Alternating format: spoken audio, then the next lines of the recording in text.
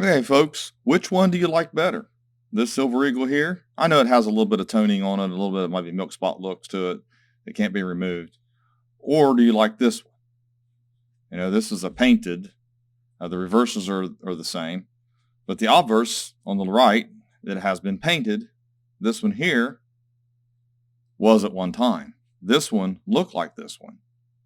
So if you don't like this, or you don't want this on your coin, or it just looks kind of gaudy, because some of them do look pretty bad. Some don't look good at all. I'll show you how to remove this. We're going to do that in this video. I did it to this coin. You can see there's a little bit left right here. But we're going to talk about how we do that.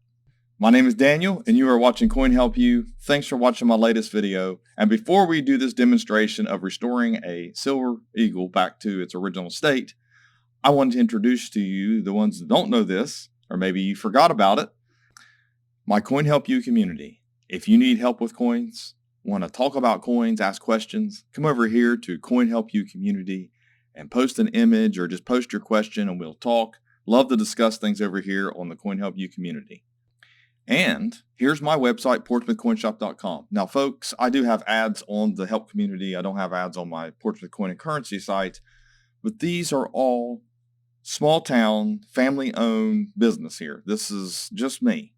And I have 4 employees here at the coin shop. And, this is us. We're not a big corporation. We're not a conglomerate or anything like that. Just a small town coin shop trying to make it here in this town, using the online, using my YouTube channels, my advertisement to reach out to the entire world and to help people. And this is what I do. So, when you see the ads, I understand they're annoying. Okay, I know that. There is a search up here that just searches the site. This is a Google search that'll give you other searches too.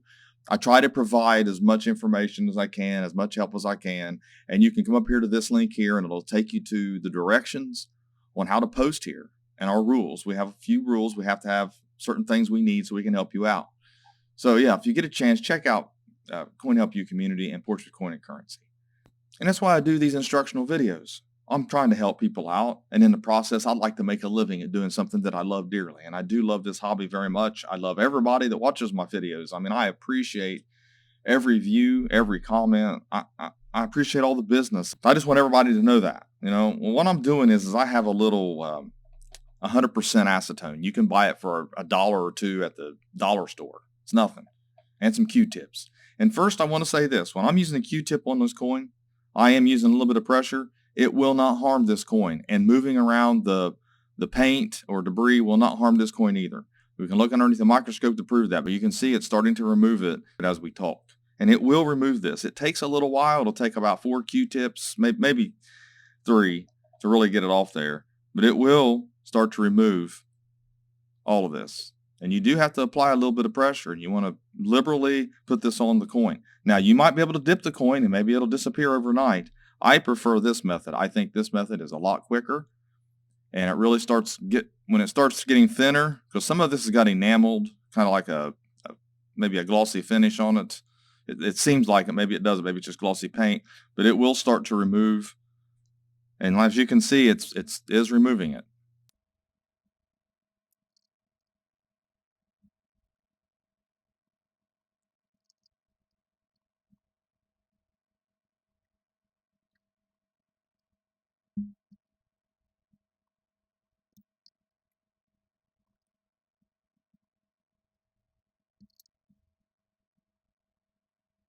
As you can see, most of it's removed.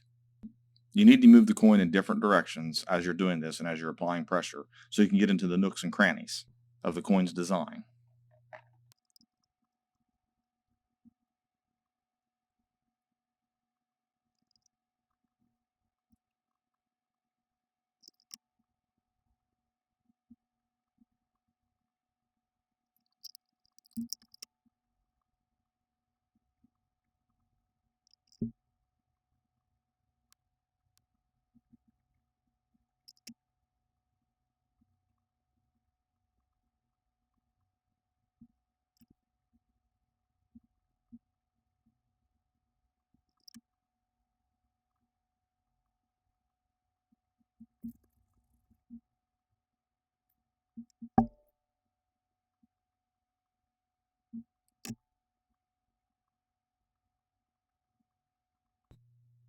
Okay, there you have it. So I used basically 4 total Q-tips. I wanted to finish up with that last one. I didn't have to use the whole thing, but you can see the paint that's on the Q-tips. There is some left on the coin. I had to wipe it off with a fresh one. The coin is not perfect by far. It has imperfections and things like that to begin with. Probably why they chose to do that, because a lot of coins will get sent off first, and then whatever's the rejects, they'll do this to them. They're not going to do a coin they think might get 70. But anyways, we can take a look at this coin underneath the microscope, and we can see if I caused hairline abrasions, because I used a lot of pressure to remove that paint with those Q-tips. And I hear a lot of people saying, well, those Q-tips are going to scratch the coin. It's ruined. It's this and that.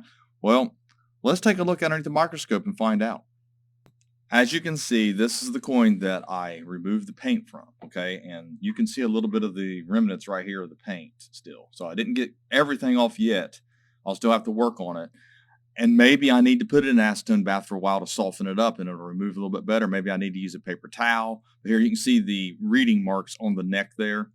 And you can also see this little light, looked like there was a light scratch there. Maybe I don't see it now. But anyways, you can see it's got the same marks. It's the same coin that I used that Q-tip on.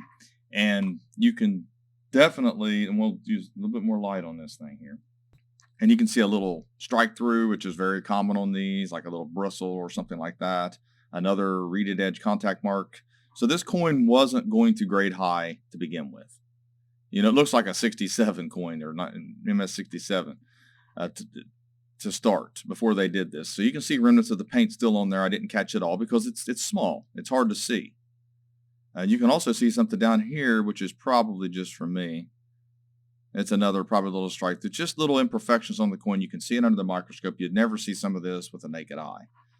So you saw where I really bared down with that Q-tip, and we'll get a lot closer and we'll take a look at the surfaces to see if there's any fine line, any scratches that I was able to put on this coin. I mean, I kind of did it on purpose just to see if I would see micro scratches. I mean, we're basically not quite into 2,000 times here, but we're really close to this coin surface. And I'm not seeing any fine lines, any scratches that I put on this coin at all, at any angle. I'm not trying to hide anything. There's some lines here, but as you can see, it's not the kind of lines that you would expect from being cleaned. But the thing of it is that it's very difficult to do that to a coin, as you can see, because I really use that. You can see the paint now, the paint that I couldn't see with the naked eye, but I really used that Q-tip pretty liberally and with a lot of pressure. See that contact mark from a reeded edge? I wanted to show that. And see the breasts are known for those kind of abrasions. That's not caused by the Q-tip, or I've done the whole coin would look like that. It's not going to just be one little area where I accidentally hit it. Let's get a lot closer to that. A lot of people see these anomalies on coins and things like that, and I've talked about them before. This is really cool, though. This is up close now. I mean, you don't see it like this unless you have one of these microscopes, but this is what it looks like when the reeded edge of another coin smacks this coin. That's what it did to it. Then you have the abrasions on the breast. You have abrasions on the breast area there, which is not on the other one. So if I did that, then that's what, it would look like on all the coins, most of the coins. So you got some lint and things like that there. But as far as the coin's concerned, once I removed all the other paint off of it that you can see in the creases, it would be a problem-free coin, and much better than the coin that it was before, in my opinion. I did 2 coins. One had toning on underneath all that, and another one that had some, a lot of contact marks on it. And that's the reason why they were chosen for the painting, I suppose. That's my opinion. That's what I'm guessing, because both of them seem to have some little issue. So tell me what you think. Better painted or better after? That's a restoration that all of us can do. Get you some acetone, some Q-tips if you want to remove the paint from the coins. And honestly, this provides an opportunity to buy silver eagles that are painted for a less cost. A lot of dealers will sell those for less. I know some of them will sell for more online too if they look nice. But the ones that don't look so good, the ones that look cheap, because I've seen plenty of those, you can remove that, and then that coin would be restored to its original look. and it would actually sell for a few more dollars. So anyways, like I said, there's opportunities out there. This can be done. This is not a secret. Anyone can do this. So thanks for watching my latest video. Please like, share, and comment, and have a great day.